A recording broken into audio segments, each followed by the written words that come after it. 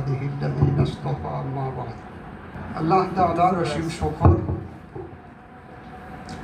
তিনি আমাদেরকে ঈমানের মহান সম্পদ দান করেছেন। আলহামদুলিল্লাহ। ঈমান হলো, আল্লামা ইবনে তাইমিয়া রাহিমাহুল্লাহ বলেন যে ঈমান হলো আল্লাহর দেওয়া সমস্ত নিয়ামতের মধ্যে সবচেয়ে বড় নিয়ামত। ঈমান আছে আর কোনো জাগতিক নিয়ামত নাই তো সে সফল, কিন্তু ঈমান নাই সে সারা পৃথিবীর রাজত্বের অধিকারী, সে ফকির, ব্যর্থ।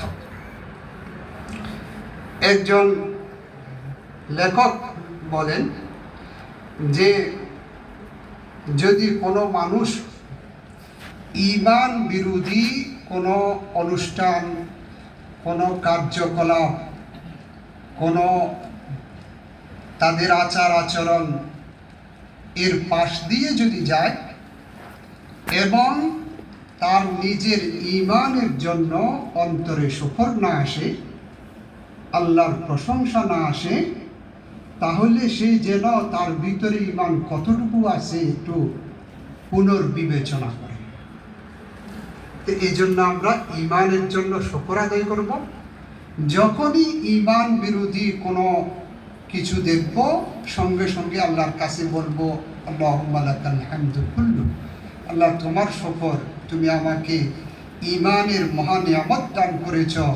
আমাকে চাইলে তুমি কবর পূজারী বানাতে পারতে, আমাকে চাইলে মন্দির পূজারী বানাতে পারতে, আমাকে চাইলে গির্জার সেবক বানাতে পারতে। এই জন্য আমরা ঈমানের নিয়ামতের শুকর আদায় করব। আলহামদুলিল্লাহ, আলহামদুলিল্লাহ।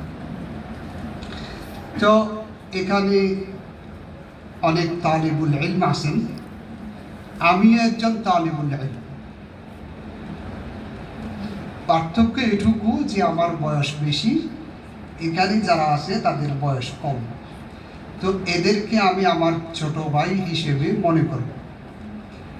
এবং এখানে অনেক আসাতিজা ইকরাম আছেন, আমিও একজন আদনা মুআল্লিম, উস্তাদ। তো আমি এদেরকে আমার সহযাত্রী, আমার বন্ধু মনে করব। এবং এখানে আমাদের সৌভাগ্যবান অনেক অভিভাবক, সন্তানের বাবা এখানে আছেন। তো আমি একজন অভিভাবক, আমার সন্তানও মাদ্রাসায় পড়ে। তো আমি তাদেরকে আমার বন্ধু মনে করব, আমার একই পথের পথিক মনে করব। মজার ব্যাপার হলো, আমার সন্তান যাদের কাছে পড়ে তারা প্রায় আমার শাগরিদ আবার। আরও মজার বিষয় হলো, তাদেরকে নিগরানি করার ছোটোখাটো দায়িত্ব আমার উপরে আসে। তো এত সব চিন্তা করে আমাকে অনেক সতর্কতার সাথে চলতে হয়। তো আমি অভিভাবক হিসেবে একজন অভিভাবকের যে দায়িত্ব অনুভব করি, সামান্য একটু আমি আমার অভিভাবক বন্ধুদের জন্য বলব। আসলে আসল কথা তো আমাদের ইব্রাহিম ভাই বলেছেন। তো আমি আমার অভিজ্ঞতা থেকে একটা দুইটা কথা বলব। সম্মানিত অভিভাবকবৃন্দ, আপনার সন্তান আপনার আখিরাতের পুঁজি, কোনো সন্দেহ নেই। আও ওয়ালাদিন সালিহিন ইয়াদউ লাহু, দোয়াকারী নেককার সন্তান সদাকায়ে জারিয়ার অন্তর্ভুক্ত। কিয়ামত পর্যন্ত তার মাধ্যমে যত কিছু দ্বীনের খেদমত হবে, তার মাধ্যমে যত দোয়া হবে, সবটা আপনি পাবেন। তো এই যে আপনার সম্পদ, আখিরাতের সম্পদ এবং দুনিয়ারও সম্পদ, এটা কিভাবে অক্ষুণ্ণ থাকবে সেটার জন্য আপনার দায়িত্ব আছে। আমি একদম ছোট্ট কথা বলবো যে আপনি একজন বিনয়ী অভিভাবক হবেন। কিভাবে? যে আপনি যখন আপনার সন্তানের মাদ্রাসায় যাবেন, তো গেইটে ধাক্কা ধাক্কি করবেন না। এবং সন্তানের মাদ্রাসাকে আপনার মাদ্রাসা মনে করবেন, সন্তানের মাদ্রাসার নিয়ম কানুনকে আপনার জন্য বাধ্যতামূলক মনে করবেন এবং সন্তানের আসাতেজায়ে কেরামকে আপনার সম্মানের পাত্র মনে করবেন। আলহামদুলিল্লাহ, এরকম যারা করে তাদের সন্তান টিকে, তাদের সন্তান অনেক বড় হয়।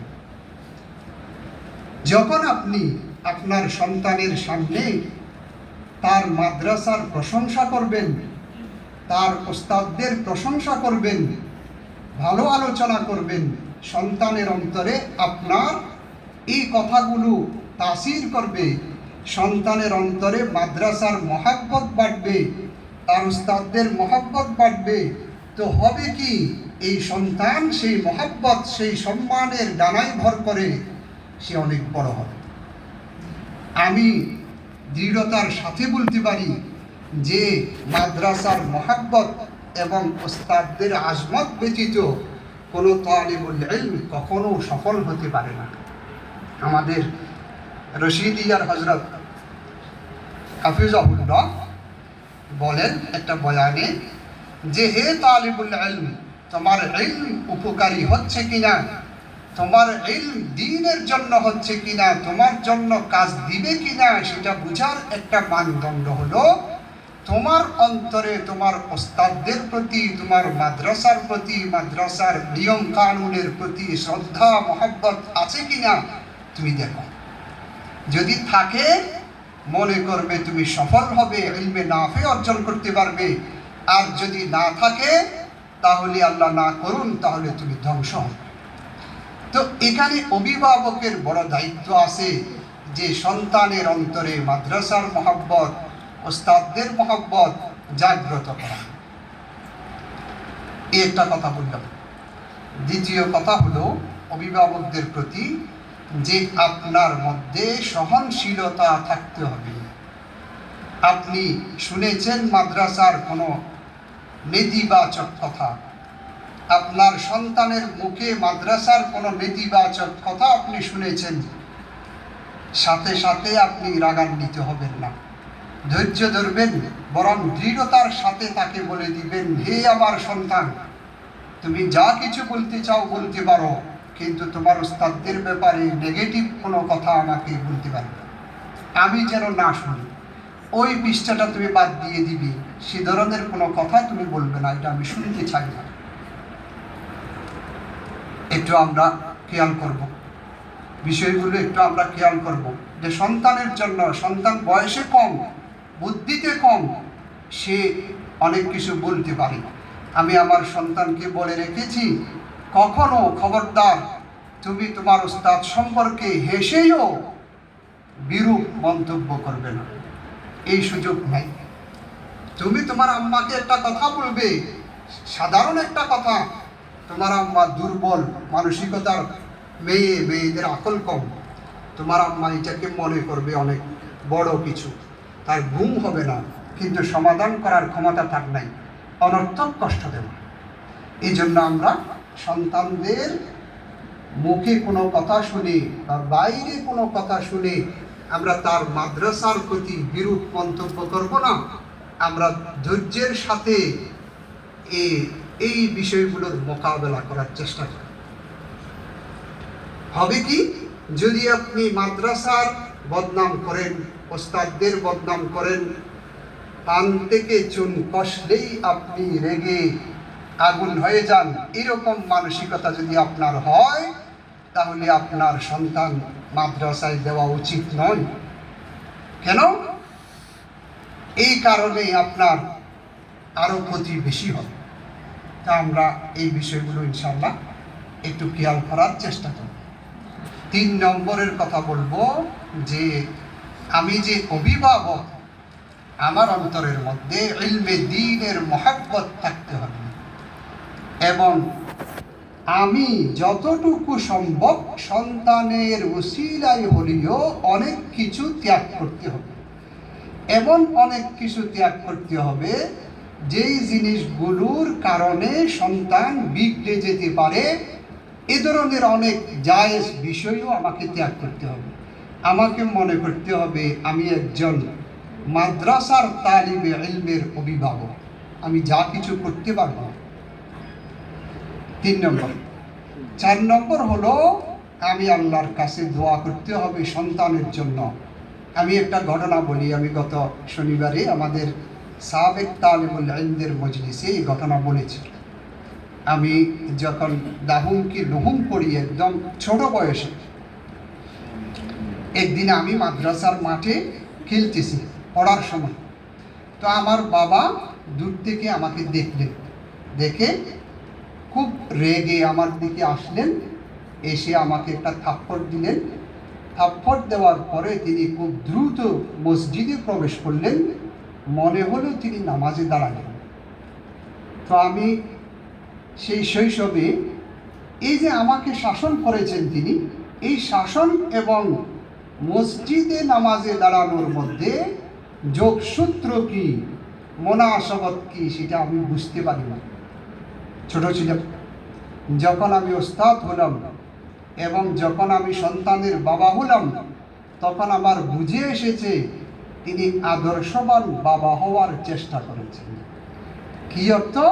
তিনি শাসন করেছেন, সঙ্গে আল্লাহর কাছে দোয়া করেছেন যেন তার দায়িত্বটা পূর্ণ হয়।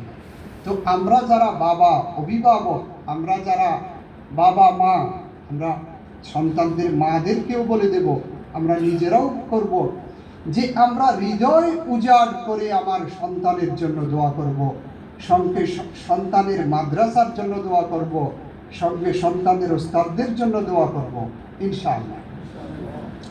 আমার আম্মা বলেন যে হে আমার সন্তানরা, আমাদেরকে বলেন যে আমার আশা তোমরা পথ হারা হবে না, তোমরা সঠিক পথ থেকে বিচ্যুত হবে না।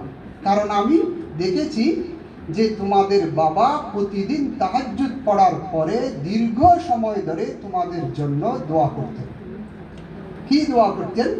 রব্বানা হাবলানা মিন আজওয়াজিনা ওয়া যুররিয়াতিনা কুররাতা আ'য়ুন ওয়াজআলনা লিল মুত্তাকিনা ইমামা। সন্তানের জন্য বাবা মায়ের এর চেয়ে সুন্দর দোয়া আর হতে পারে না।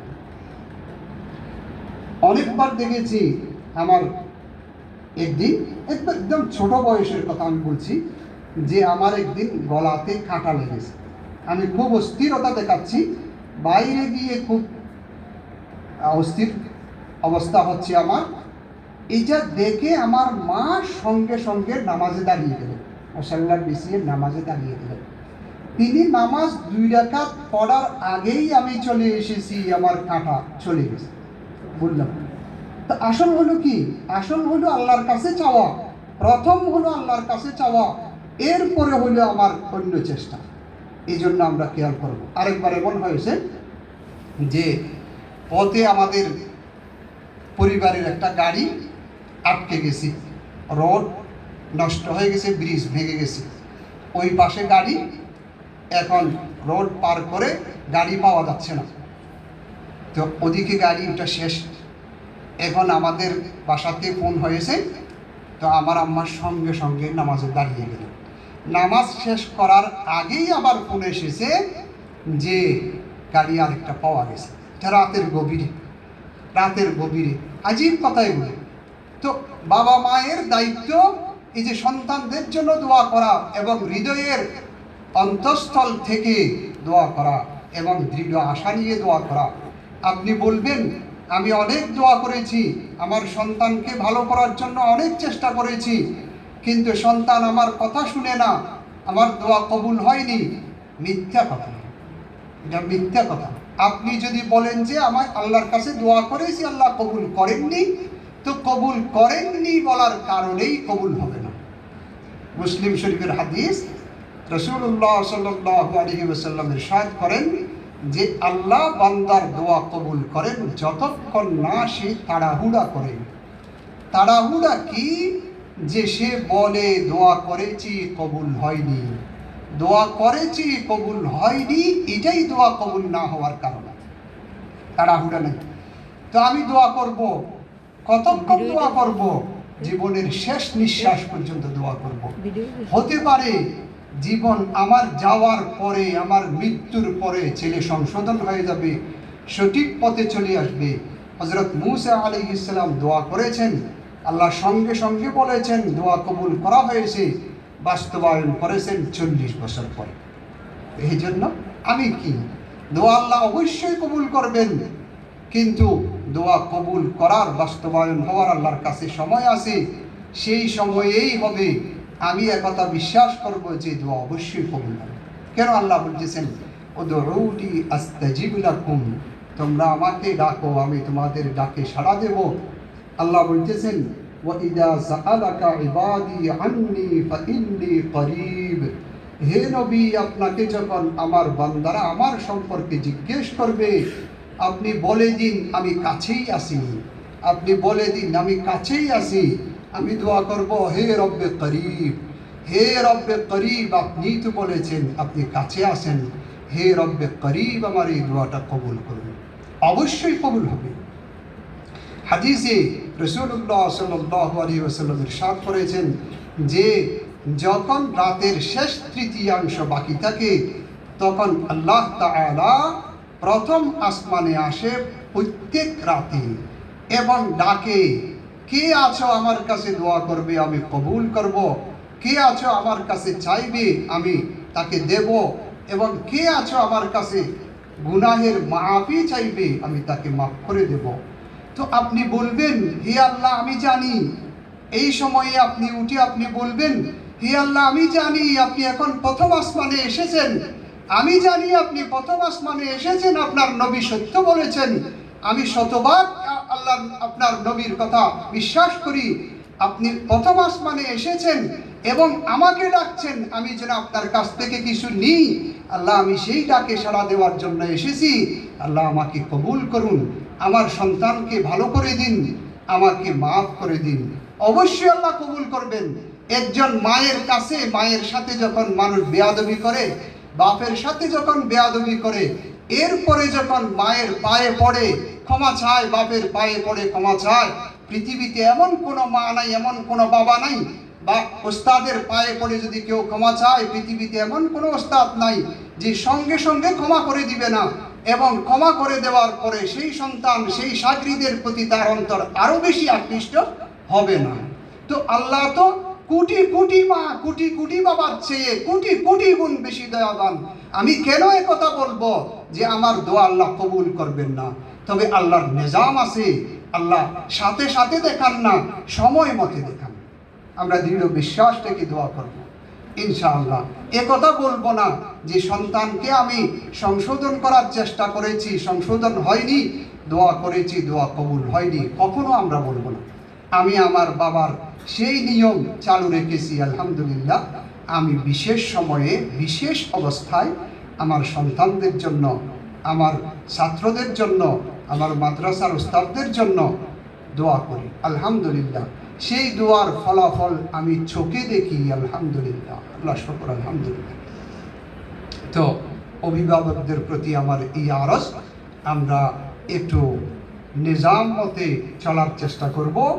আমরা ছেলের স্বার্থে মাদ্রাসার ভক্ত হওয়ার চেষ্টা করব। আমি এমন দেখেছি যে একজন সন্তান হচ্ছে না, আমরা চেষ্টা করতেছি, এরপরে দেখলাম সন্তানের পরিবর্তন হচ্ছে, সন্তান অটোমেটিক সোজা হয়ে যাচ্ছে। পরে খবর নিলাম সন্তানের বাবা সোজা হয়ে যাচ্ছেন। সন্তানের বাবার মধ্যে আগে এনহেরাফ ছিল, বিকৃতি ছিল, বক্রতা ছিল, এখন সন্তানের বাবা সোজা হয়ে গেছেন, বিনয়ী হয়েছেন। ওই সন্তানের বাবার সেই পরিবর্তনের তাসির সন্তানের মধ্যে আমরা মাদ্রাসায় দেখতে পাচ্ছি। তো আমরা সন্তানের উসিলায় নিজেরা একটু সংশোধন হওয়ার চেষ্টা করব ইনশাআল্লাহ। তো এরপরে আমি আমার তালিবুল ইলম ভাইদের উদ্দেশ্যে কিছু কথা বলবো, যে কথাগুলো আমারও উপকারে আসে এবং আমার ভাইদেরও উপকারে আসে, এবং এখানে আমরা যারা আছি সকলের উপকারে আসে। আসলে হে তালিবুল ইলম ভাইরা, আপনারা যে মাদ্রাসায় এসেছেন, এই পথে যে এসেছেন, আপনারা পৃথিবীর সবচেয়ে উৎকৃষ্ট, সবচেয়ে সৌভাগ্যবান জামাত।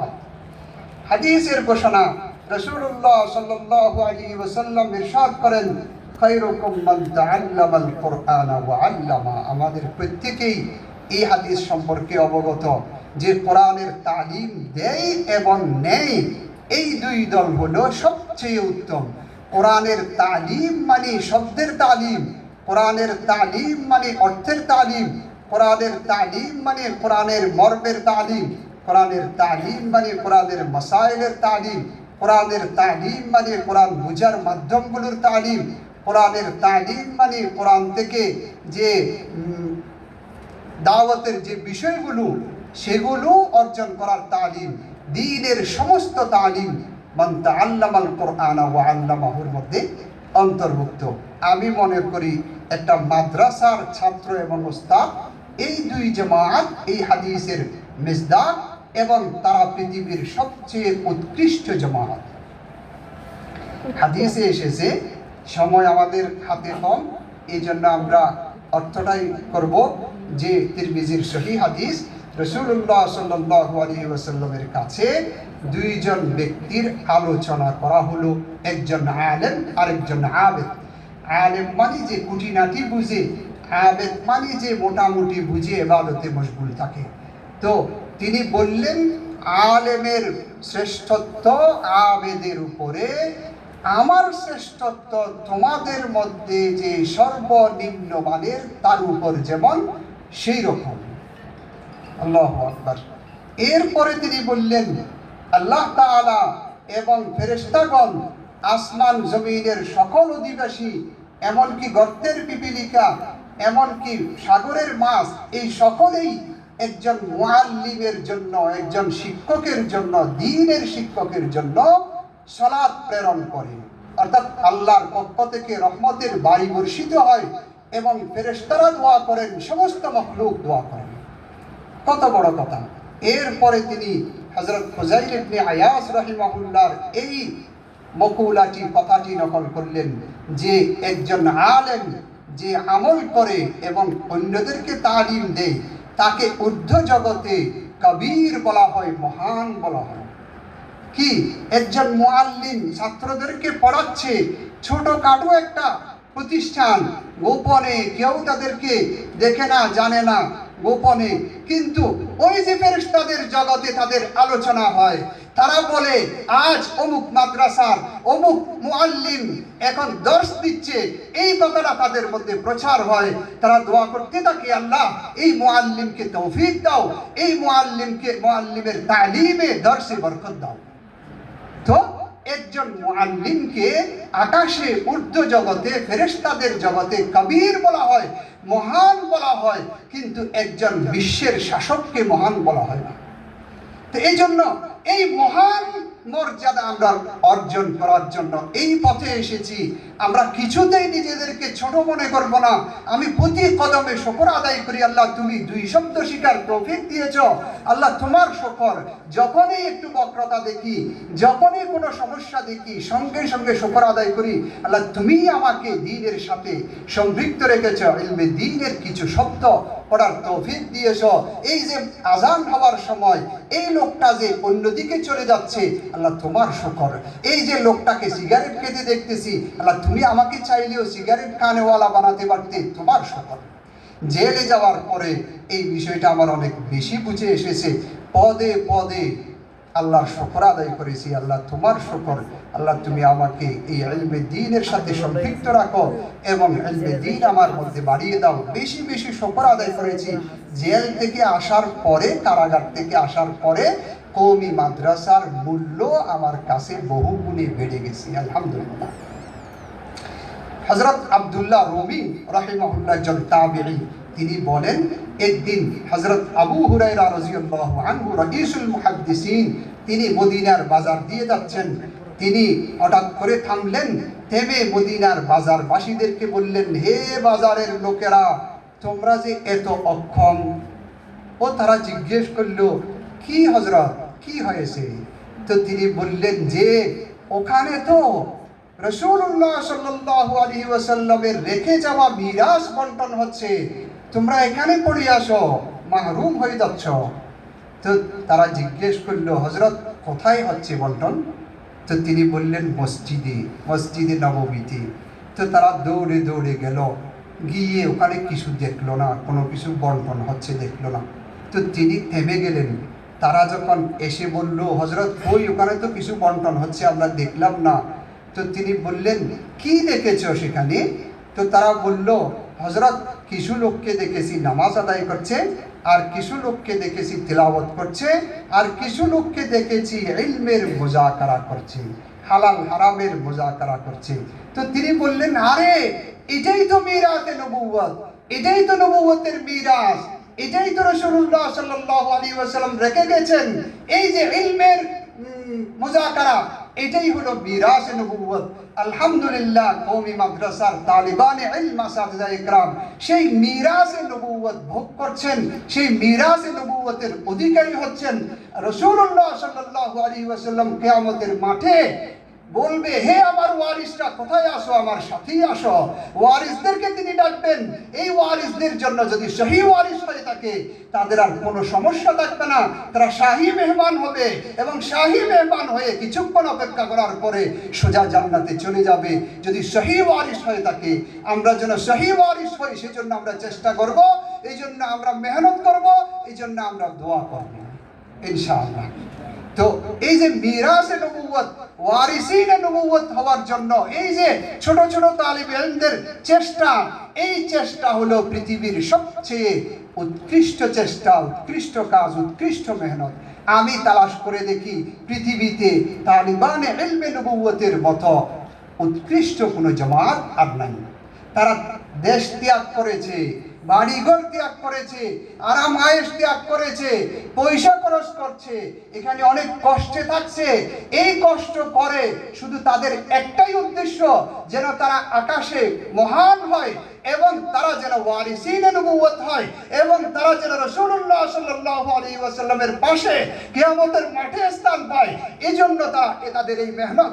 আলহামদুলিল্লাহ, আল্লাহ তুমি কবুল করো যে রাসূলুল্লাহ সাল্লাল্লাহু আলাইহি ওয়াসাল্লাম ইরশাদ করেন, ইন্না আউলান নাসি বি ইয়াউমাল কিয়ামাতি আকসারুহুম আলাইয়া সালাতান। কিয়ামতের মাঠে আমার সবচেয়ে কাছে থাকবে যারা আমার উপর সবচেয়ে বেশি দুরূদ শরীফ পড়বে। আমরা একথা দৃঢ়তার সাথে বলতে পারি, এই দুরূদ শরীফ পড়ার মধ্যেও তালিবানে ইলম সবার আগে।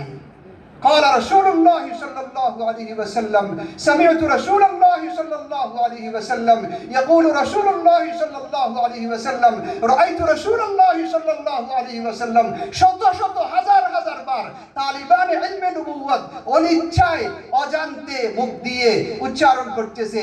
তাদের খাতায় হাজার হাজার লক্ষ লক্ষ বার দুরূদ শরীফ আছে। আমরা যারা অন্যরা আছি, তারা দুরূদ শরীফ পড়তে হিসাব করতে হয়, আলাদা সময় নিতে হয়, ফিকির করতে হয়। তালিবানে ইলমের কোনো ফিকির করতে হয় না, অটোমেটিক বের হতে থাকে। আলহামদুলিল্লাহ, তারা সেখানে সবচেয়ে কাছে থাকবে। রাসূলুল্লাহ সাল্লাল্লাহু আলাইহি ওয়াসাল্লামের সবচেয়ে কাছে থাকার অর্থ কি? একটাই অর্থ, যে তাদের জান্নাত আগে হবে এবং তাদের হিসাব হবে না, একটাই অর্থ। এই জন্য আমরা এই তালিবানে ইলমে নবুয়ত যারা, আমি আপনাদেরকে আমার ছোট ভাই মনে করি। আমি একথা মনে করি যে মন ছোট করবেন না, মন ছোট করবেন না। জায়গা ছোট হতে পারে, শরীর ছোট হতে পারে, অর্থ ছোট হতে পারে, আমার সামর্থ্য কম হতে পারে, আমার মন হবে অনেক বড়। আমি যখন আমার বাড়িতে যখন যাব, আমার চাচা বলবে, আমার চাচাতো ভাই বলবে, হে অমুক তুমি কি করছো? আমি তো, আমার সন্তান তো বিদেশে গিয়ে টাকা পয়সা কামাই করতেছে, তুমি কেন সময় নষ্ট করতেছো? কি বাজে পড়ালেখা করতেছো? তখন আমি বলবো, হে চাচাতো ভাই, আপনাকে দেখলে তো আমার আল্লাহর শুকর আসে, আলহামদুলিল্লাহ। আপনি রাসূলুল্লাহ সাল্লাল্লাহু আলাইহি ওয়াসাল্লামের উম্মত, আপনি আল্লাহর বান্দা। আপনি কি কোরআন মজিদের একটা সূরার অর্থ করতে পারেন? আপনি কি কোরআন মজিদের একটা সূরা শুদ্ধ করে পড়তে পারেন? আপনি তো অন্ধ, চোখ থাকতে আপনি অন্ধ। আমি তো শুকর আদায় করি আপনার দিকে দেখে, আর আপনি আমাকে নিয়ে চিন্তা করতেছেন যে কোত্থেকে খাবো, যে আমার খানা আল্লাহর পক্ষ থেকে আসবে এবং কোনো শর্ত ছাড়া আসবে, কোনো হিসাব ছাড়া আসবে। ওমান ইয়াত্তাকিল্লাহ ইয়াজআল লাহু মাখরাজা ওয়া ইয়ারযুকহু মিন হাইসু লা ইয়াহতাসিব। আমাকে যখন এরকম কেউ বলে, আমি শুকর আদায় করি এবং তার কাছে এত বেশি নিজের আবেগ দেখাই, সে লজ্জিত হয়ে চলে যায় এবং আফসোস করে একথা বলে যে আমরা তো চোখ থাকতে অন্ধ হয়েছি। আমার এক সাথী দাহমের বছর আমাদের সাথে পড়েছে, এরপরে সে স্কুলের দিকে গেছে, অনেক বড় স্কুলের শিক্ষার্থী হয়েছে। এখন সে বলে, ভাই তুমি তো সঠিক পথে আসো, আমরা তো অন্ধ। আল্লাহু আকবার, কি শুকর আদায় করব, কি শুকর আদায় করব। হয়তো আমাকে আলেম হতে হবে, না হয় তালিবুল ইলম হতে হবে, না হয় এই দুই দলের মুহিব হতে হবে, আশিক হতে হবে, তাদের সাথে ভাব রাখার মানুষ হতে হবে। আমার আব্বা শুধু তাইসির পর্যন্ত পড়েছেন, আর করতে পারেননি ঘরের কাজের জন্য, কিন্তু তিনি আলেমদের সাথে থাকতেন, আলেমদের সোহবতে থাকতেন, কোনো আলেম আসতে দাওয়াত দিতেন, সব সময় আলেমদের সঙ্গেই থাকতেন। এমন হয়ে গেছে যে তিনি একজন আলিম, বরং আলিমদের চেয়ে কোনো কোনো ক্ষেত্রে তিনি এগিয়ে গেছেন। তার পীর সাহেব বলতেন যে হাজি এজাহার অনেক আলেমের চেয়ে ভালো, দিন বুঝেছে, মেনেছে, ব্যতিক্রম নাই, বুঝার দেরি মানার দেরি নাই।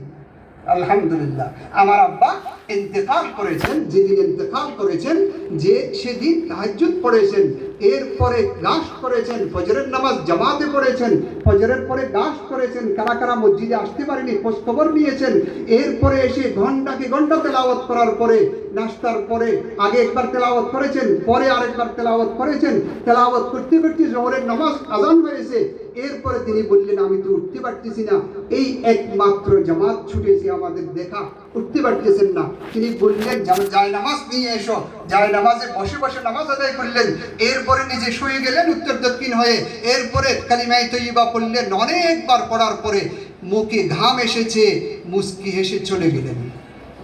চোখের দেখা, এগুলো আমাদের বাড়ির লোকদের চোখের দেখা। একদিনও তেলাওয়াত গ্যাপ নাই, একদিনও তাহাজ্জুদ গ্যাপ নাই আমাদের জানা মতে, একদিনও গাশত গ্যাপ নাই। যেটা তিনি সারা জীবন করেছেন সেটা করেই মৃত্যুবরণ করেছেন। আলহামদুলিল্লাহ। তো তিনি তো আলেম নন, আলেম যারা আমরা নই, হতাশার কোনো কারণ নাই। আমরা আলেমদের সাথেই থাকবো, আলেমদের মহব্বতেই থাকবো, এবং আলেমদের ছায়া হয়ে থাকবো। আলেমদের থেকে শিখে শিখে আমরা দ্বীনের উপরে চলবো। আলেম হওয়া শুধু শব্দের নাম নয়, আলেম হওয়া শুধু শব্দের নাম নয়, আলেম হওয়া শুধু কিতাবের নাম নয়। সাহাবায়ে কেরাম রাদিয়াল্লাহু আনহুম আজমাইন আমাদের চেয়ে অনেক অনেক অনেক বড় বড় আলেম ছিলেন, কিন্তু তারা তো অনেকেই পড়তেই পারতেন না, লিখতেই পারতেন না। এই জন্য হতাশার কোনো কারণ নেই, আমরা আলেমদের সাথেই থাকবো, মহব্বতেই থাকবো ইনশাআল্লাহ। আমার আব্বা বলেন যে আমি পড়ালেখা করতে পারিনি, আমি এটার কাফারা দেবো ইনশাআল্লাহ, তোমাদের সবাইকে আমি পড়াবো। আমাদের 11 ভাই বোন সবাই দ্বীনের আলেম হয়েছেন, দ্বীনমুখী হয়েছেন, সবাই দ্বীনের সাথে আছেন। আলহামদুলিল্লাহ, আল্লাহ শুকর, আলহামদুলিল্লাহ। তো আমরা যারা অভিভাবক আছি, আমরা মাদ্রাসার সাথেই থাকবো, তালিবে ইলমদের সাথেই থাকবো, এবং তালিবুল ইলমদেরকে বলবো আমরা এটাকে গনিমত মনে করব, এটাকে আমাদের জীবনের সৌভাগ্য মনে করব। ইনশাআল্লাহ দুনিয়া আখিরাতে আমরা কামিয়াব হব। এখন কামিয়াব হওয়ার জন্য, মিরাসে নবুয়তের যোগ্য উত্তরসূরি হওয়ার জন্য আমাদেরকে কিছু ত্যাগ দিতে হবে, আমাদেরকে কিছু ত্যাগ দিতে হবে, আমাদের কিছু গুণ অর্জন করতে হবে। 1 নম্বর গুণ হলো ইখলাস অর্জন করতে হবে। ইখলাস ব্যতীত কোনো আমল কবুল হয় না। এই যে আমি যে পড়ালেখা করতেছি, প্রত্যেকটা শব্দ ইবাদত, প্রত্যেকটা শব্দ ইবাদত। ইলমের তলব এটা অনেক বড় ইবাদত। কিরকম? হযরত ফুযাইল ইবনে আয়াস রাহিমাহুল্লাহ বলেন যে যেই ব্যক্তির নিয়ত সহি, তার জন্য ইলমের তলবের চেয়ে বড় আমল আমার জানা নাই। ইলম তলব করার উপরে সমস্ত আমল নির্ভর করে, তো এটা সবচেয়ে বড় আমল। তো আমার প্রত্যেকটা শব্দ, প্রত্যেকটা বিন্দু, প্রত্যেকটা সেকেন্ড নেকির আমল নামায় যোগ হচ্ছে ইনশাআল্লাহ। তবে এটা অর্জন করার জন্য, আমি যোগ্য আলেম হওয়ার জন্য আমাকে কিছু গুণ অর্জন করতে হবে। 1 নম্বরের গুণ হলো ইখলাস অর্জন করতে হবে। ইখলাস অর্জনের জন্য আমরা 2টা পথের কথা বলবো। 1 নম্বর হলো আল্লাহর কাছে দোয়া করব, এবং 2 নম্বর হলো আমরা মুখলিসিনের সঙ্গ গ্রহণ করব। ইখলাস কখনো মুখলিসিনের সোহবত ছাড়া আসতে পারে না। মুখলিসিনের সোহবতের মধ্যে 2 ধরনের, জীবিত ব্যক্তির সোহবত, আমার উস্তাদদের সোহবত, আমার পীর সাহেবের সোহবত যদি থাকে বড় ছাত্রদের, এবং দ্বিতীয় হলো বড় যারা হয়েছেন, চলে গেছেন, তাদের কিতাবাদি, তাদের কথা, তাদের জীবনী আমরা মুতালা করব, এবং দ্বিতীয় হলো আমরা আল্লাহর কাছে দোয়া করব। ইখলাস আসার জন্য সবচেয়ে সুন্দর দোয়া আমি পেয়েছি হাদিসের মধ্যে, যে হযরত মাকিল ইবনে ইয়াসার রাদিয়াল্লাহু তাআলা আনহু বলেন যে একদিন আমি এবং হযরত আবু বকর রাদিয়াল্লাহু তাআলা আনহু রাসূলুল্লাহ সাল্লাল্লাহু আলাইহি ওয়াসাল্লামের কাছে গেলাম। তিনি বললেন, হে আবু বকর, তোমাদের মধ্যে শিরক আসে, রিয়া, উজব, এগুলো শিরক। শিরক আসে পিঁপড়ার হাঁটার চেয়েও গোপনে।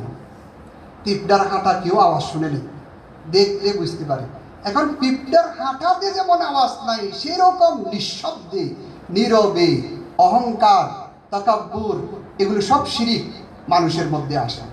তা আমি কি তোমাদেরকে বলবো যে দুইটা কালিমা তোমরা বলবে, এই দুইটা কালিমা যদি তোমরা বলো তোমাদের ছোট বড় কম বেশি সমস্ত শিরক চলে যাবে। তিনি বললেন যে তোমরা বলো, আল্লাহুম্মা ইন্নী আউযু বিকা আন উশরিকা বিকা ওয়া আনা আ'লামু ওয়া আস্তাগফিরুকা লিমা লা আ'লামু। অর্থটা করি যে হে আল্লাহ, আমি জেনে শুনে আপনার সাথে শিরক করা থেকে পানাহ চাই এবং না জেনে যা শিরক করি ক্ষমা চাই। তো এই দোয়াটা আমরা মুখস্থ করব। তাহলে বানিয়েন তো আরবি পড়বে, আর আমরা যারা আরবি পড়তে পারি না, মুখস্থ করতে কষ্ট, আমরা অর্থটা বলবো। হে আল্লাহ, জেনে শুনে শিরক করা থেকে আমি পানাহ চাই এবং না জেনে যা শিরক হয় ক্ষমা চাই। এই দোয়াটা যদি পড়া হয়, শিরক চলে যাবে, রিয়া চলে যাবে, উজব চলে যাবে, অহংকার চলে যাবে। আমি অনেক বেশি ফায়দা পেয়েছি, আলহামদুলিল্লাহ। তো আরেকটা দোয়া হলো হযরত ওমর রাদিয়াল্লাহু তাআলা আনহু শিরক থেকে বাঁচার জন্য, রিয়া উজব থেকে বাঁচার জন্য এই দোয়া বলতেন, আল্লাহুম্মা জাআল আমালি কুল্লাহু সালিহান ওয়াজআলহু লিওয়াজহিকা খালিসান ওয়া লা তাজআল লিআহাদিন ফীহি শাইআন। আমি ওস্তাদদেরকে বলবো, আপনারা আপনাদের ছাত্রদেরকে এগুলো লিখে দিবেন। আল্লাহুম্মা জাআল আমালি কুল্লাহু সালিহান, হে আল্লাহ আমার সমস্ত আমলকে নেক বানিয়ে দিন, ওয়াজআলহু লিওয়াজহিকা খালিসান, এবং সবগুলো কি আপনার জন্য ইখলাসপূর্ণ বানিয়ে দিন, ওয়ালা তাজআল লিআহাদিন ফীহি শাইআন, এবং আমার আমলে আল্লাহ ছাড়া, আপনি ছাড়া, আমার আমলে আপনি ছাড়া আর কারো কোনো শিরকত অংশীদারিত্ব রাখবেন না। এটা হযরত ওমর রাদিয়াল্লাহু তাআলার দোয়া। আমরা এটা ইনশাআল্লাহ পড়বো। এই দোয়ার দুইটা দোয়ার মধ্যে অনেক তাসির আমি পেয়েছি, আলহামদুলিল্লাহ। আল্লাহ তাআলা আমাদেরকে এই এক নম্বরের গুণ, ইখলাসের গুণ। ইখলাস হলো আমলের জন্য, জিসিমের জন্য, শরীরের জন্য আত্মা যেমন তেমন, শরীরের জন্য রূহ যেমন, আমলের জন্য ইখলাস তেমন, সবারই জন্য প্রয়োজন। তো এক নম্বর আমরা ইখলাস অর্জন করব, দোয়া করব এবং মুখলিসিনদের সোহবত গ্রহণ করব।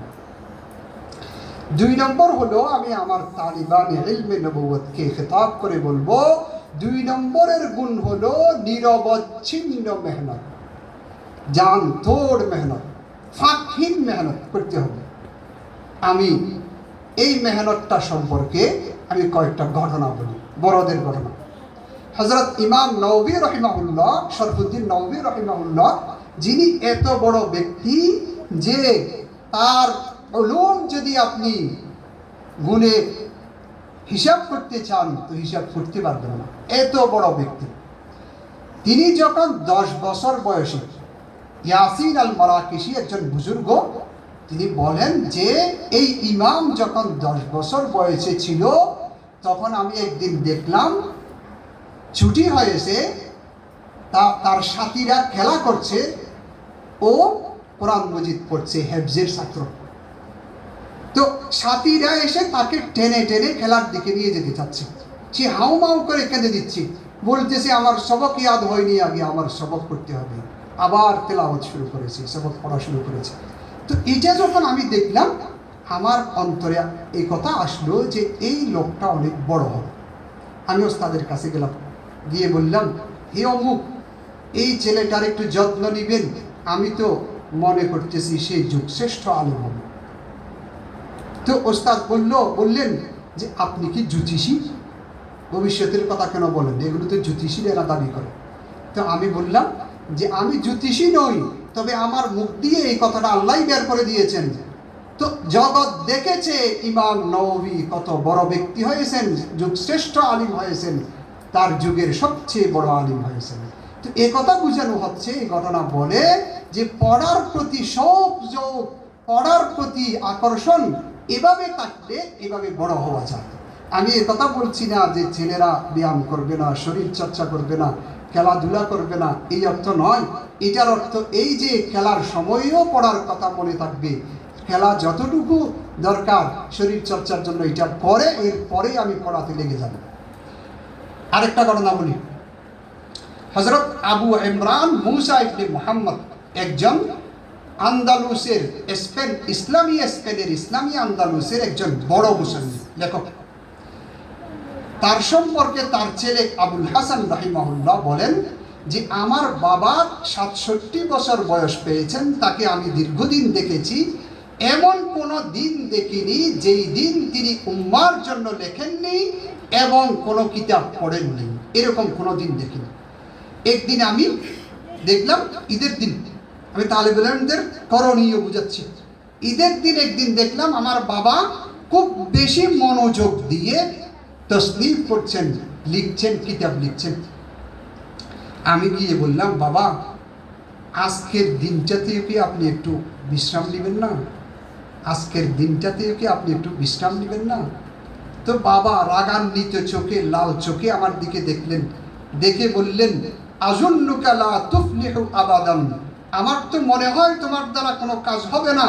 আতারার রাহাতা ফি গায়রি হাযা, এই পড়ালেখা ছাড়া আর কোনো কিছুতে আরাম আছে, বিশ্রাম আছে, শান্তি আছে তুমি মনে করো?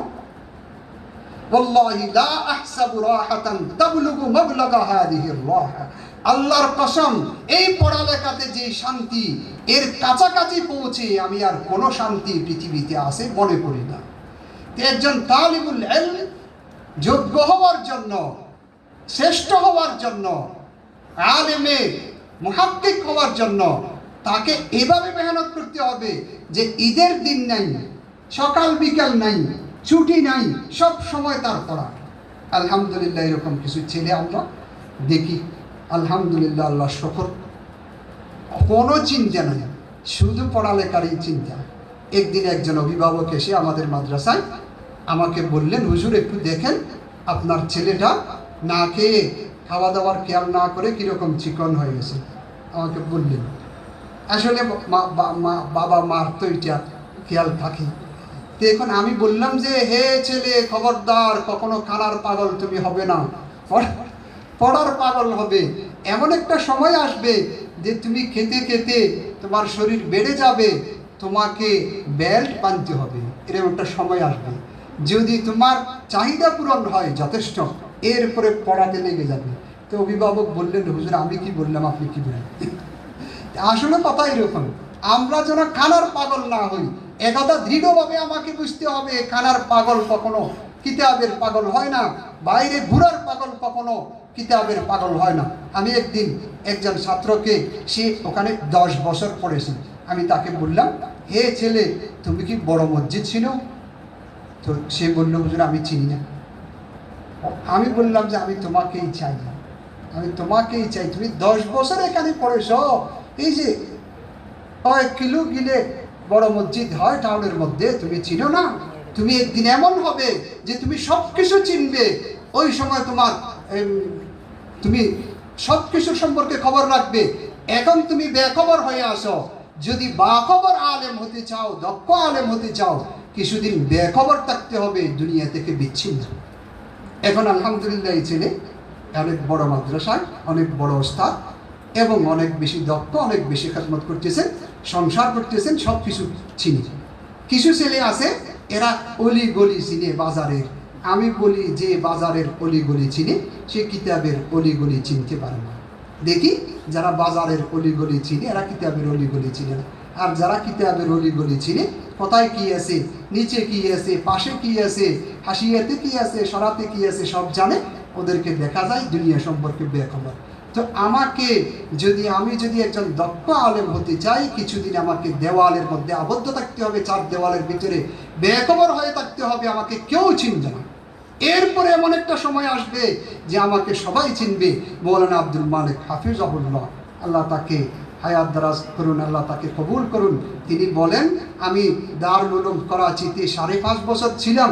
আমাদের যিনি বর্ণনা করেছেন তার মুখে শোনা, এখানে আছেন আমাদের শেখ হুজুর, তিনি বলেছেন যে 5.5 বছর আমি দারুল উলুম করাচিতে ছিলাম, শুধুমাত্র 2 বার পথ দিয়ে যাওয়ার সময় অনিচ্ছায় পত্রিকার উপরে চোখ পড়েছে। এছাড়া ইচ্ছাকৃত পত্রিকা কখনো দেখিনি, অনিচ্ছাকৃতও পত্রিকার উপরে চোখ পড়েনি। দুইবার শুধু পত্রিকার উপরে চোখ পড়েছে। তখন তো মোবাইল ছিল না, পত্রিকাই ছিল। পত্রিকা পথে পথে সবাই পড়তেছি। তো যাওয়ার সময় দুইবার অনিচ্ছায়, দর্শে যাওয়ার সময় দুইবার অনিচ্ছায় পত্রিকার উপর চোখ পড়েছে। এছাড়া আর কখনো পত্রিকা অনিচ্ছায়ও দেখিনি, ইচ্ছাকৃত তো দেখার প্রশ্নই নেই। তো তিনি একদম গোপন হয়ে গিয়েছিলেন, কেউ চিনত না। এখন যোগ্যতা অর্জন করেছেন, শ্রেষ্ঠত্ব অর্জন করেছেন। এখন আল্লাহ বলেন, এখন তুমি আসো, এখন সর্বোচ্চ আসনে তুমি আসীন হও, দুনিয়া তোমার দরকার, দুনিয়ার তোমার দরকার। এখন তিনি কথা বলেন বাইতুল মুকাররমে, এক একটা বাক্য, এক একটা লাইন মানুষের জন্য দলিল। আমার এক বন্ধু আছে, নেভিতে চাকরি করে, এই নৌবাহিনীতে, আমার খুব ঘনিষ্ঠ। তো ও যে কোনো কথা যখন আমিদুত তালিম হজরতের কথা শুনেন, মাওলানা আব্দুল মালিক সাহেব হাফিজাহুল্লাহর কথা শুনেন, দলিল হয়ে যায়। তিনি বলেন আমিদুত তালিম হজরত বলেছেন, শেষ, আর কোনো কিছুর প্রয়োজন নেই। এই যোগ্যতা যে তিনি অর্জন করেছেন, কিভাবে অর্জন করেছেন? বাইরে ঘুরে ঘুরে নয়, খানার পাগল হয়ে নয়, খেলার পাগল হয়ে নয়, চার দেওয়ালের মধ্যে আবদ্ধ থেকে, জেল নয়, জেল বানিয়ে রেখেছেন। এরপরে তিনি এত বড় হয়েছেন। এই জন্য আমি আমার তালিবান ইলমে নবুয়তকে এই কথাটা বলবো যে আমাদের নিরবচ্ছিন্ন মেহনত করতে হবে, এই তখনই আমাদের সফলতা আসবে। তৃতীয় গুণ বলবো যে আমাদের হিম্মত উঁচু হতে হবে। এটার জন্য দুইটা ঘটনা বলি সংক্ষেপে। যে মোজামুল বুলদান গ্রন্থে আল্লামা ইয়াকুত হামবি রাহিমাহুল্লাহ বলেন যে একজন ব্যক্তি আব্দুর রহমান আল কফাল আল মারওয়াজি একজন বড় আলেম, ইমাম শাফি রহমতুল্লাহের মযহাবের সবচেয়ে বড় আলেমদের একজন। তিনি পড়ালেখা শুরু করেছেন 40 বছর বয়সে। চিন্তা করে দেখেন, তিনি পড়ালেখা শুরু করেছেন 40 বছর বয়সে। তিনি বলেন 40 বছর বয়সে আমার খেয়াল হলো একটু ইলমে দ্বীন অর্জন করব। তো আমার এক ওস্তাদের কাছে গেলাম, মানে আমার গ্রামের একজন আলেমের কাছে গেলাম। তাকে বললাম, হযরত আমার তো একটু পড়ালেখা করতে মন চায়, তো আমাকে একটু দিক নির্দেশনা দেন। তিনি ইমাম মুজানি রহমতুল্লাহের একটা কিতাব মুখতাসারুল মুজানি, এটার 3টা শব্দ আমাকে মুখস্থ করে দিলেন, হাদা কিতাবুন ইখতাসারতু। তো এটা আমি নিয়ে মুখস্থ করতে করতে ঘরে আসলাম। ঘরে এসে এসার পরে ছাদে উঠে সারা রাত পড়লাম হাদা কিতাবুন ইখতাসারতু, 3টা শব্দ। এরপরে সেহরির সময় এসে আমার একটু চোখে ঘুম আসলো, ঘুম থেকে উঠে দেখি আর নাই সবক। 40 বছরের পড়া শুরু, 40 বছরের ছাত্র, প্রথম ছাত্র। তো এখন চলে গেছি। উঠে হায়রান হয়ে গেলাম, কিরে আমি হুজুরকে কি জবাব দেব? সারা রাত পড়লাম, চলে গেল। এরপরে খুব বেশি হতাশ হয়ে ঘর থেকে বের হলাম, হুজুরের কাছে যাব। পথে একজন লোক প্রতিবেশী বলল, হে আব্দুর রহমান, তোমার কি হয়েছে? সারা রাত আমাদেরকে ঘুমাতে দাও নাই, তুমি শুধু বলেছ হাদা কিতাবুন ইখতাসারতু। তুমি শুধু বলেছ হাদা কিতাবুন ইখতাসারতু। তা আমি বললাম, রাখো রাখো, আমি আগে সবক দিয়ে আসি। এর মুখ থেকে শুনে আমি আবার পড়তে পড়তে হুজুরের কাছে গেলাম। গিয়ে বললাম, হযরত আমার সবক শুনেন, হাদা কিতাবুন ইখতাসারতু। এবার আমার ঘটনা শুনেন, সারা রাত পড়লাম, একটু ঘুমে এসেছে, চলে গেল। এরপরে এক প্রতিবেশীর মুখে শুনে আবার সবক ইয়াদ করলাম, আমি কি আসলে সফল হব? আমি কি আসলে পড়া পারবো এই মেধা নিয়ে? তো হুজুর বললেন যে লাজিমিল হিফজ ওয়াল ইশতিগাল ইয়াকুন আদাতান। হে তুমি পড়া এবং মুখস্থ করাকে তুমি লেগে থাকো, পড়া এবং মুখস্থ করার সাথে লেগে থাকো। একদিন এই পড়া, এই মুখস্থ করা তোমার অভ্যাসে পরিণত হবে। আর অভ্যাস মানুষের ছুটে না। যখন অভ্যাসে পরিণত হবে, আমার শৌকে পরিণত হবে, আমার যৌকে পরিণত হবে, তখন এই পড়া কখনো জেহেন থেকে আর ছুটবে না। তিনি একটা জুমলা বললেন, এরপরে আমি মেহনত করতে থাকলাম। আমার পড়া যেন আমার হৃদয় হয়ে গেল, আমার এটাই যেন অভ্যাস হয়ে গেল, এটাই যেন আমার শৌক হয়ে গেল। এরপরে দেখি আমার পড়া ছুটে না। এরপরে তিনি 90 বছর বয়স পর্যন্ত বেঁচেছেন। 80 বছর বয়সে গিয়ে পুরা পৃথিবীর শ্রেষ্ঠ ব্যক্তি হয়েছেন ইমাম শাফিঈর মযহাবের। আলহামদুলিল্লাহ। তো আমি একথা বলবো, পড়া যেন আমার অভ্যাসে পরিণত হয়। খেলা যেমন মানুষের আনন্দের, পড়া যেন সেরকম আনন্দের হয়। বিরিয়ানি খাওয়া যেমন আমার আনন্দের, তার চেয়ে বেশি আনন্দ যেন আমার পড়ার মধ্যে হয়। এমন ছেলে আমরা দেখেছি যে বিরিয়ানি পোলাও সব তার সামনে, মা বলতেছে যে আসো আসো, সময় চলে যাচ্ছে, খাও। সে বলতেছে আরেকটু আরেকটু আরেকটু আরেকটু করতে করতে সময় আসে আর 2 মিনিট, 2 লোকমা খেয়ে চলে গেছে, আমার সময় নেই। আমার চোখের সামনের কথা। তো এরকম যদি হয়, আমি একথা বলছি না যে খানা না খাও, এটা বলছি না, স্বাস্থ্য রক্ষা করতে হবে। আমি একথা বলছি যে খানার চেয়ে পড়া যেন বেশি হয়, খানার চেয়ে পড়া যেন বিজয়ী হয়, খানা যেন কখনো আমার পড়ার উপরে চেপে না ওঠে, এটা বলতেছি। আরো অনেক কথা আছে, আমি শেষ কথা বলবো যে একজন তালিবুল ইলম, তালেবে ইলমি জিন্দেগিতে সফল হওয়ার জন্য, একজন ভালো আলেম হওয়ার জন্য চতুর্থ গুণ হলো ওস্তাদের আদব, মাদ্রাসার আদব এবং ওস্তাদদের আদব এবং ইলমের যা আসবাব আছে, উপায় উপকরণ, এগুলোর আদব। আসবাব যেগুলো আছে সেগুলোকে আমি সম্মান করব, মাদ্রাসাকে মনে করব আমার চেয়ে অনেক বড়, আমার বড় মহসেন। ওস্তাদদেরকে মনে করব তারা আমার সবচেয়ে বড় মহসেন, তারা আমার কল্যাণকামী, খায়ের খা, যদিও কখনো কঠোরতা করে। ওস্তাদদের কঠোরতায় সবর করব, মনে করব দোষ আমার ওস্তাদের নয়। আমি কয়েকটা কথা বলি। হযরত আলী মিয়া নদভী রাহিমাহুল্লাহ, যিনি শাইখুল আরব ওয়াল আজম হয়েছেন, তার উপরে পৃথিবীতে কথা বলার কেউ নাই। তিনি আজমি, কিন্তু আরবিরা তাকে সরতাজ মনে করে, মাথার মুকুট মনে করে। তিনি এসেছেন, যেখানে গেছেন সবার উপরে, সবার শ্রদ্ধার পাত্র। শাইখুল আরব ওয়াল আজম আলী নদভী রাহিমাহুল্লাহ, তিনি বলেন কারওয়ানে জিন্দেগিতে যে আমি যখন আরবি পড়া শুরু করলাম, আমার ওস্তাদ শেখ খলিল ইবনে মুহাম্মদ ভোপালী, তিনি আমার ওস্তাদ ছিলেন। একদিন তিনি আমাকে মারলেন একটা দোষের কারণে, খুব বেশি মারলেন। দোষটা কিন্তু তিনি বুঝেছেন দোষ, আসলে আমার নিয়ত ছিল না।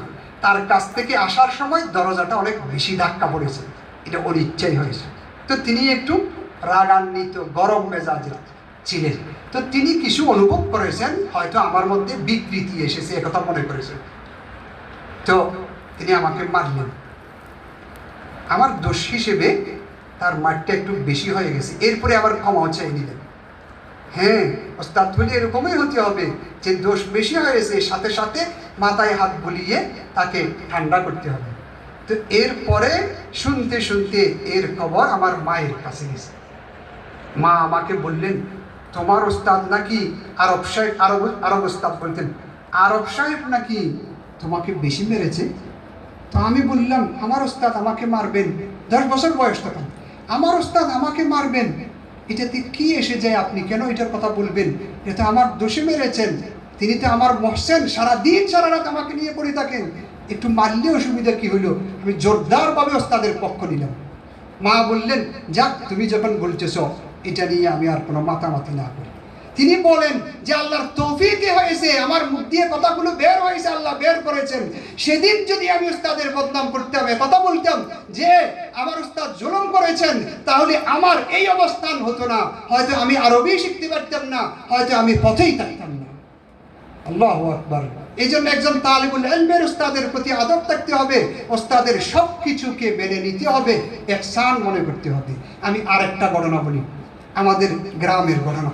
আমি একদিন বাড়িতে যাচ্ছি, ফেরি থেকে যাচ্ছি, পথে দেখলাম একজন বড় আলেম, তিনি অনেক বড় আলেম, আমার খুব ঘনিষ্ঠ, আমাকে খুব মহব্বত করেন, আমার শ্রদ্ধেয়, আমিও তাকে মহব্বত করি ইলমের কারণে।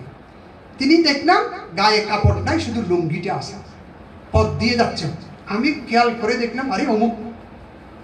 বুঝছি যে তিনি এখন পাগল অবস্থায় আছেন। তিনি প্রতি বছর একবার পাগল হইতেন, এখন রহিমাহুল্লাহ হয়েছেন, আল্লাহ তাকে মাফ করুন, আল্লাহ তাকে রফে দরজাত করুন। তো পাগল অবস্থায় আছে। এমন অবস্থা, সেটা যদি আপনি দেখতেন, দরদর করে আপনার চোখের পানি যেত, এত কষ্ট করতেন তিনি পাগল অবস্থা। আমি এই অবস্থায় বললাম, হযরত, আপনার যে প্রতি বছর এই অবস্থা হয়, এটার পেছনে কোনো কারণ কি আপনার মনে আছে? তো তিনি বললেন, ভাই, শুধু একটা কারণ মনে পড়ে, সেটা হলো কি, অমুক মাদ্রাসায় যখন আমি পড়তাম, একদিন আমার ওস্তাদ আমাকে শাস্তি করেছিলেন আমার দোষের কারণে, আমি বলেছিলাম আপনি আমাকে জুলুম করেছেন, এটা ছাড়া আমি আর কোনো কারণ দেখি না। এছাড়া আমি আর কোনো কারণ দেখি না। আল্লাহু আকবার। এই জন্য তালেবে ইলমদের সতর্ক, কখনো ওস্তাদের সাথে বেয়াদবি করা যাবে না। তাদের সাথে কি আমাদের শত্রুতা আছে, জমি জমার শত্রুতা আছে, কোনো কেস আছে? তারা যা করেন আমার কল্যাণের জন্য করেন। মানুষ হিসেবে কিছু সীমা লঙ্ঘন হয়, এটার অর্থ এই নয় যে আমি ওস্তাদদেরকে সীমা লঙ্ঘন করার জন্য বলতেছি। আলহামদুলিল্লাহ, আমার প্রতি বছর একটা বছর যায় একটা বেতও আমার হাতে উঠে না। আমি এটা বলতেছি এই জন্য যে তালেবে ইলমের করণীয় এটা। আমি আরেকটা ঘটনা বলি। আমাদের ওস্তাদ বয়জাবে শরীফের ওস্তাদ একদিন এই উর্দু ডাইজেস্ট একটা পত্রিকা, ওই সময়ের এই পাকিস্তানের পত্রিকা, এটা পড়ে পড়ে শোনালেন। ঘটনা কি? তিনি বলতেছেন, একজন লেখক লিখতেছেন, লেখক বলছে, বড় লেখক তিনি পাকিস্তানের, তিনি বলতেছেন একদিন আমি যাচ্ছি পথ দিয়ে, একজন লোক তার পা দুইটা নাই, এই হাঁটু পর্যন্ত নাই, সে পা কাঠের উপরে এভাবে বট দিয়ে দিয়ে দিয়ে দিয়ে আসতেছে। তো আমার সামনে যখন পড়লো, সে আমাকে বলল, জি মুঝে কুছ দিজিয়ে और गुस्ताखी न कीजिए, আমাকে কিছু দিন, বেয়াদবি করবেন না। তো লেখক, আমি খেয়াল করলাম কিরে গুস্তাখি ন कीजिए শব্দটা কেন যোগ করলেন? সে কেন যোগ করলো? কিছু দেন, কথা ঠিক আছে, কিন্তু বেয়াদবি করবেন না এ কথা কেন সে বলল? কিছু এখানে ভিতরের রহস্য আছে। আমি তাকে বললাম, তোমাকে কিছু দেব, তবে গুস্তাখি ন कीजिए পেছনের ঘটনা আমাকে বলতে হবে। সে বলল, ভাই কিছু না, এমনি বলতেছে না। আমি নাছোট বন্দা, তাকে ধরলাম, না বলতে হবে, পেছনে কিছু আছে, না হয় দেব না, বলতেই হবে। সে এবার কান্না শুরু করে দিল, অনেকবার দীর্ঘশ্বাস ফেললো, দীর্ঘশ্বাস ফেলে বলল, ভাই তুমি যখন নাছোট বন্দা হয়েছ, আমি আমার ঘটনা বলি। এই কথা কেন বলেছি? আমি যখন কলেজে পড়তাম, কলেজের ওস্তাদকেও মানতে হবে, বেয়াদবি করা যাবে না, যদিও দুনিয়া। আমি যখন কলেজে পড়তাম, একজন ওস্তাদের সাথে আমার বনিবনাও হতো না, মিল হতো না, তার কথাগুলো আমার পছন্দ হতো না। একদিন ক্লাসের মধ্যে আমি তার সাথে বেয়াদবি করলাম, খারাপ কথা বললাম এবং তাকে আক্রমণ করার চেষ্টা করলাম। ছেলেরা আমাকে ধরতে চেয়েছে, আমি পালিয়ে চলে আসলাম, দৌড়ে চলে আসলাম। আসার সময় একটা গাছের নিচ দিয়ে আসার সময় আমার দুই পায়ে দুইটা কাঁটা ফুটেছে। আল্লাহু আকবার। এই দুইটা কাঁটা ফুটার পরে আমি যখন ঘরে আসলাম, আস্তে আস্তে একটা পা ফুলে যাচ্ছে, ফুলতে ফুলতে অনেক বড় হয়ে গেছে। আমার অভিভাবকরা, বাড়ির লোকেরা আমাকে ডাক্তারের কাছে নিয়ে গেছে। ডাক্তার বলল, এখানে বিষ কি করতেছে, বিষ সংক্রমণ হচ্ছে, যদি এই পা কেটে না ফেলা হয় ও চিরেই পুরো শরীর ধ্বংস হয়ে যাবে, এই পা কেটে ফেলতে হবে। আল্লাহু আকবার। আমাকে বেহুশ করা হলো, আমার পাটা কেটে ফেলা হলো। আমি যখন হুঁশে ফিরে আসলাম, চিৎকার করে করে বললাম, স্যার আমাকে ক্ষমা করে দেন, স্যার আমাকে ক্ষমা করে দেন। তারা বললো, তোমার স্যার এখানে কই? ওই তো আমার স্যার আমি দেখতেছি, ওই তো আমার স্যার আমি দেখতেছি, স্যার আমাকে ক্ষমা করে দেন, স্যার আমাকে ক্ষমা করে দেন। এরপরে আমাকে আবার বেহুশ করা হলো। এরপরে দ্বিতীয় পা যেটা ফুলে গেছে সেটা কেটে ফেলা হলো। আমি দুই পা থেকে মুক্ত হয়ে গেলাম, মাহরুম হয়ে গেলাম, আমি বঞ্চিত হলাম। আমি সেই থেকে এই পর্যন্ত স্যারকে খুঁজতেছি, কোথাও পাচ্ছি না। সেই স্যার সেখান থেকে চলে গেছেন, আমি আর তাকে খুঁজে পাইনি। আমি এই জন্য বলতেছি, এই ঘটনা আমি বলতে চাই না, এই ঘটনা আমি বলতে চাই না। আমাকে বলতে বলতেছেন, আমি তো অস্থির হয়ে গেছি। এই ঘটনাই হলো গুস্তাখি ন कीजिए মূলের ঘটনা। আল্লাহু আকবার, আল্লাহু আকবার। আমি তালেবুল ইলমদেরকে বলবো, এখন জামানা খারাপ, সবখানে বেয়াদবি হচ্ছে। আমরা যেন এরকম কোনো কিছু না করি। আমরা যেন মা বাপের পরে আমার ওস্তাদদেরকে আমার সবচেয়ে বড় মুহসিন মনে করি, এবং আমার অন্তরে যেন আমার মা বাপের পরে সবচেয়ে বড় স্থানটা আমার ওস্তাদদের থাকে। ইনশাআল্লাহ আল্লাহ যেন আমাদেরকে কবুল করেন। এরপরে আরেকটা কথা বলবো, তালেবুল ইলমরা আমরা মোবাইল থেকে বেঁচে থাকার চেষ্টা করব। শুধু তালেবুল ইলম নয়, আলহামদুলিল্লাহ আমি মোবাইল ব্যবহার করি না। আমি আমার অভিভাবকদেরকে বলবো যে আমরা মোবাইল থেকে যথাসম্ভব দূরে থাকার চেষ্টা করব। আমার এক বন্ধু, আমাদের মসজিদের ইমাম, আমাদের গ্রামের মসজিদের ইমাম, আমার খুব বন্ধু, তিনি এবারে টাঙ্গাইলে করে জামাত চিল্লা দিয়ে তিনি গেছেন। আমি বললাম যে একটু আমাকে আপনার কারগুজারি শোনান। তো তিনি বললেন, ভাই একদিন একটা যুবকের সাথে দেখা হলো, কথা বলার পরে জানতে পারলাম তিনি দুইটা ব্রিক ফিল্ডের মালিক, অনেক বড় ব্যবসায়ী। ও তার হাতে দেখলাম ছোট মোবাইল। জিজ্ঞেস করলাম, ভাই আপনি তো ব্যবসায়ী, বড় ব্যবসায়ী মনে হচ্ছে, ব্যবসার জন্য তো বড় মোবাইল উপযোগী, ছোট মোবাইল ব্যবহার করেন? তো তিনি বললেন যে ভাই আমি কাকরাইলের একজন মুরব্বীর পরামর্শে চলি, তিনি আমার হাতে বড় মোবাইল দেখে বললেন যে হে অমুক, এই মোবাইল ব্যবহার করো না, যদি এই মোবাইল ব্যবহার করো তুমি আল্লাহর ওলি হতে পারবে না। তো আমি আল্লাহর ওলি হতে চাই, এই জন্য কষ্ট হলেও ছোট মোবাইল রেখেছি। তো আমি কথা বলবো যে বড় মোবাইলে, ফেসবুকে, ইউটিউবে অনিচ্ছায় শত শত অ্যাডভার্টাইজের মাধ্যমে নগ্ন অর্ধনগ্ন ছবি আসে, এবং আমরা অনেক কিছু অ্যাডভার্টাইজের মাধ্যমে অনেক কিছু দেখি, অথবা কেউ কেউ তো রঙিন নাপাক ওয়েবসাইটের মধ্যে, সাইটের মধ্যে প্রবেশ করে। তো যদি আপনি আল্লাহর ওলি হতে চান তো এটা ত্যাগ করতে হবে, অথবা এটার ব্যবহার একদম পরিপূর্ণ সীমাবদ্ধ করে ফেলতে হবে। সবচেয়ে বড় ভালো হয় এটা যদি ব্যবহার না করা হয়।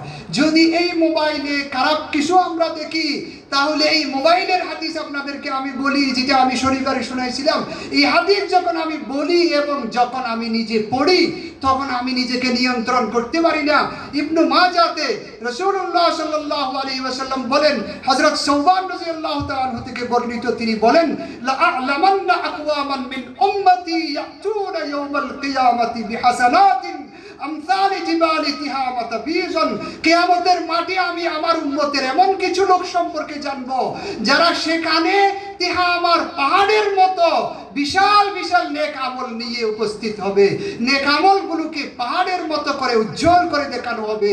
তখন এরপরে আল্লাহ ফায়াজআলুহাল্লাহু হাবাআন মানসুরা, এই নেক আমলগুলোকে আল্লাহ ধুলিকণায় পরিণত করবেন, শেষ করে দিবেন।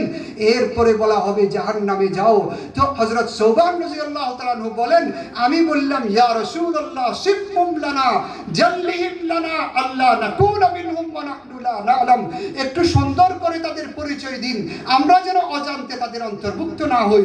তখন তিনি বললেন, আমা ইন্নাহুম ইখওয়ানুকুম ওয়া মিন জিলদাতিকুম ওয়া ইয়াখুযুনা মিনাল লাইলি কামা তাখুযুন ওয়ালাকিন্নাহুম আকওয়ামুন ইযা খালাউ বিমাহারিমিল্লাহি ইনতাহাকুহা। তারা তোমাদেরই ভাই মুসলমান, তোমাদেরই চামড়ার মানুষ। তোমরা যেমন রাতে ইবাদত করো, তাহাজ্জুদ পড়ো, তারাও পড়ে, তবে তারা এমন কিছু লোক যখন একান্তে একাকিত্বে হারাম করার সুযোগ পায়, বেপরোয়া হয়ে হারামে লিপ্ত হয়। যারা মোবাইলে হারাম ছবি দেখে, হারাম ভিডিও দেখে, প্রত্যেকটা বিন্দু হারাম, তারা যেন একথা মনে করে যে তাদের জীবনের সমস্ত আমল বরবাদ হয়ে যাচ্ছে। তাদের সেই আমলগুলোর পরোয়া করার কোনো প্রয়োজন আল্লাহর নাই, বিনিময় দেওয়ার কোনো প্রয়োজন আল্লাহর নাই, কারণ তার কাছে আল্লাহর বিন্দু পরিমাণ মর্যাদা নাই। তার কাছে যখন 10 বছরের শিশু থাকে, সে এই পেজগুলো খুলে না। 10 বছরের শিশুর সামনে এই পেজ খুলে না। যখন দেখে কোনো মানুষ নাই, সে এই পেজগুলোতে ঘুরে বেড়ায়। সে কি জানে না মানুষ দেখতেছে না, আল্লাহ দেখতেছেন, ফেরেশতারা লিখতেছেন, সে কি জানে না? তো তার কাছে 10 বছরের শিশুর দাম আছে, 10 বছরের শিশুর সম্মান আছে, আল্লাহর কোনো সম্মান নাই। তো যে আল্লাহকে বিন্দু পরিমাণ সম্মান দেয় না, আল্লাহর কোনো প্রয়োজন নাই তার আমলের সম্মান দেওয়ার। এই জন্য নিস্তেনাবুদ করে দিবেন, আমলগুলো সব বরবাদ হয়ে যাবে। যারা খারাপ জিনিস দেখে মোবাইলের মধ্যে, তাদেরকে এই ভয় হয় না যে কিয়ামতের মাঠে তারা যাদেরকে পছন্দ করেছে, নগ্ন মানুষ যাদেরকে, যারা মুসলমান নয় কাফের, এই যাদেরকে মহব্বত করেছে, তাদের হাসর ওদের সাথেই হতে পারে। জানি নারী পুরুষদের লম্পট এবং বেবিচারী বেশ্যা নারীদের সাথে হতে পারে। হাদিসে তো বলা হচ্ছে আল মারউ মা মান আহাব্বা, যে যাকে মহব্বত করে তার সাথেই হাসর হবে। যারা খারাপ জিনিস দেখে মোবাইলের ভিতরে, তাদেরকে এই ভয় হয় না যে কিয়ামতের মাঠে তাদের সাথে হাসর হবে। আর তাদের সাথে হাসর হলে পরিণতি কি, সেটা কি স্পষ্ট না? আমরা কি এই কথাগুলো বুঝবো না? আমরা ইনশাআল্লাহ তালেবে ইলম ভাইরা এবং আমরা যারা অভিভাবক আছি, আমরা সকলেই এই মোবাইলের ফিতনা থেকে বাঁচার চেষ্টা করব। এই মোবাইল জাহান্নামের একটা রাস্তা। আল্লাহ যেন আমাদেরকে হেফাজত করেন। যদি আপনি বলেন যে আমার ব্যবহার করতেই হয়, তাহলে আপনি একেবারে যা না হলে হয় না সেটুকু সময় দিবেন এবং মানুষের সামনে খুলবেন, যাতে আপনার খারাপ দিকে যাওয়ার সুযোগ না থাকে। আহারে, পাশে যদি আমার সাথে যদি আমার এরকম খারাপ উপায় থাকে, শয়তান তো লেগে আছে, শয়তান তো লেগে আছে। শয়তান আমাকে যে কোনো মুহূর্তে খারাপের দিকে নিয়ে যেতে পারে। মোবাইল ছাড়া কি আমরা একদিন চলি নাই? তা আমরা চেষ্টা করব যে মোবাইলের ফিতনা থেকে আমরা বাঁচবো এবং আমাদের সন্তানদেরকে বাঁচাবো। হুজুররা এখানে মোবাইল থেকে বাঁচার পুরস্কার দেন এবং কঠোরভাবে নিয়ন্ত্রণ করেন। একদিন বাড়িতে গেছি, আপনি তাকে ছেড়ে দিলেন, একদিন তাকে শেষ করে দিবি। এই একদিনের মোবাইল দেখা তার পুরো জীবন ধ্বংস করে দিবে। এই জন্য সন্তানদেরকেও বাঁচাবো, নিজেও বাঁচবো। আমি আলহামদুলিল্লাহ মোবাইল ব্যবহার করি না, এই জন্য আমার সন্তান মোবাইল ব্যবহার না করা, মোবাইল না ধরার পুরস্কার পায় প্রতি বছর। আলহামদুলিল্লাহ, আল্লাহ শুকর, আলহামদুলিল্লাহ। আল্লাহ তাআলা আমাদেরকে কবুল করুন। সুবহানাল্লাহি ওয়া বিহামদিহি।